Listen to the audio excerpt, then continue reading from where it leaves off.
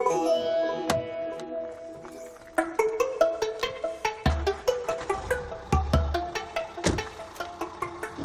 suis née avec l'absence, le manque d'un bras et d'une jambe à droite.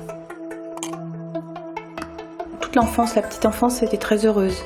Je jouais beaucoup de cet handicap. Si vraiment quelqu'un m'embêtait, j'avais tendance à aller lui écraser la jambe.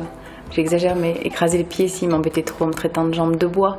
Mais j'ai pas le sentiment d'en souffrir. C'est vraiment l'adolescence qui a été différente, où on arrive en 6e et là on commence à se regarder les uns les autres. Pourquoi moi ? Et pourquoi je serais différente des autres et pourquoi on ne pourra pas me regarder comme tout le monde ? Pourquoi moi je peux pas prendre mon vélo et aller faire 4 heures de vélo avec les copains, du coup pas les suivre et rater ce moment collectif ? Pourquoi moi je peux pas courir aussi vite qu'eux ?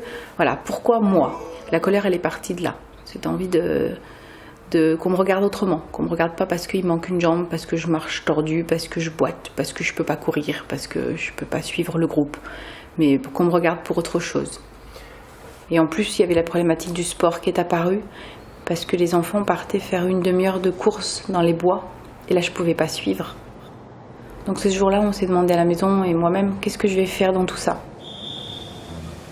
Donc on a cherché une activité sportive. Peut-être pour commencer à dépenser cette colère qui arrivait. On a été à une journée porte ouverte handisport à Lyon. Je m'éclatais dans l'eau. Et il y a un entraîneur qui m'a repéré et qui est venu voir mes parents en disant « On peut faire des belles choses avec elle dans l'eau, vous savez ?»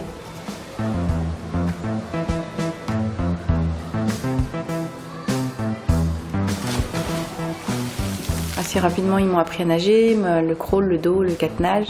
Ils m'ont emmené en compétition régionale, puis ils m'ont emmené en championnat de France. J'ai dû faire ma première médaille. Puis je découvre mes premiers championnats d'Europe, médaille d'or, et ainsi de suite. Ce qui m'a amené donc au championnat du monde, puis aux Jeux paralympiques.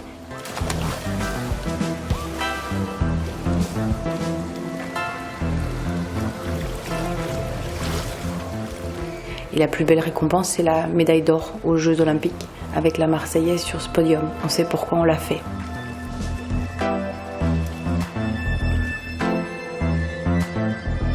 C'était peut-être pour gommer cette différence et ce regard des autres que j'ai eu toujours besoin d'être positive.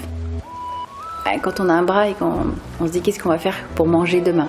Je ne pouvais pas être caissière à stock, alors je me suis dit la seule solution, c'est de faire des études UT, Master 1, Master 2 dans le droit, c'était ce que j'aimais le plus.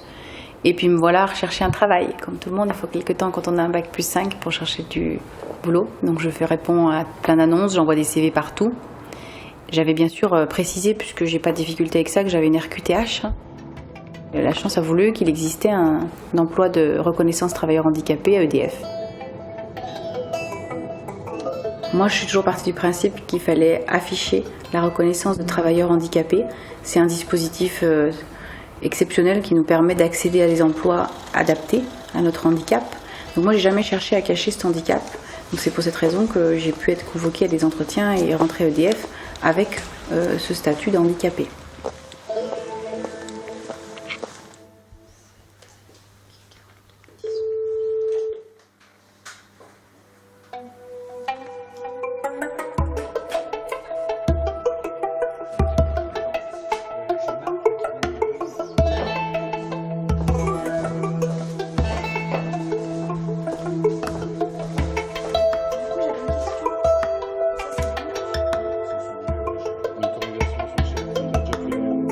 Aujourd'hui, ce que je fais maintenant du coup à EDF après 10 ans, c'est quelque chose qui me passionne énormément. Je dis toujours que c'est parce que j'aime les hommes que je fais des RH. Donc tout ce qui est parcours professionnel, montée en compétences et évolution au sein de l'entreprise. Donc mon métier, c'est m'occuper des ressources au sens large, m'occuper des hommes qui travaillent à l'hydraulique et à la DPIH, en étant leur responsable RH, et m'occuper aussi de la partie financière, en pilotant le budget nécessaire à l'exploitation de ces centrales hydrauliques. Tous les comportements qui reprenaient le couronnement, et au niveau sécurité, c'est nickel. Et ce que je retiens de tout ça, c'est qu'on peut faire plein de choses d'une vie. Je dis toujours, il faut saisir le moment présent et avoir une positive attitude pour pouvoir faire de sa vie ce qu'on en veut. On peut démarrer avec des difficultés comme moi. Au démarrage, on n'aurait pas parié qu'une petite fille à qui il manque un bras, une jambe, fasse le tour du monde en JO et termine responsable RH à EDF. Donc avec peu de choses au démarrage, au moins une difficulté, on peut faire de grandes choses du moment qu'on en a envie et qu'on se donne les moyens de réussir.